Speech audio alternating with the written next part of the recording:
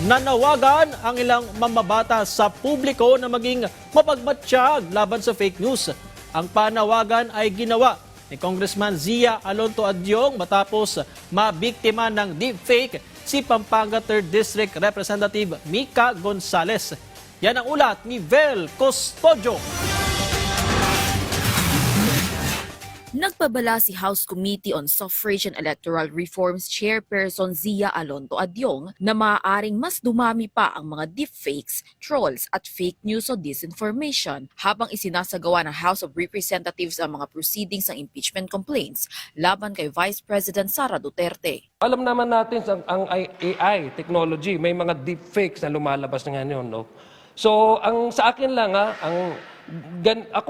ganun ata yung mangyayari in the coming days. Lalo na halimbawa yung mga miyembro ng House of Representatives na perceived to be their enemies, talagang greatly targeted yan ng mga trolls yung gumagawa ng ganyang mga fake na mga accounts para targetin yung personality ng isang tao.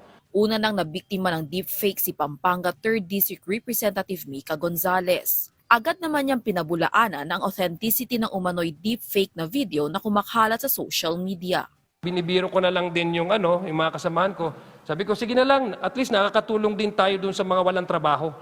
Kasi nabibigyan sila ng pera para maging trolls. Binigyan diin ni Adyong na dapat manatiling mapagmatiyag ang publiko sa mga impormasyong nakikita sa social media. Kailangan maging discerning tayo.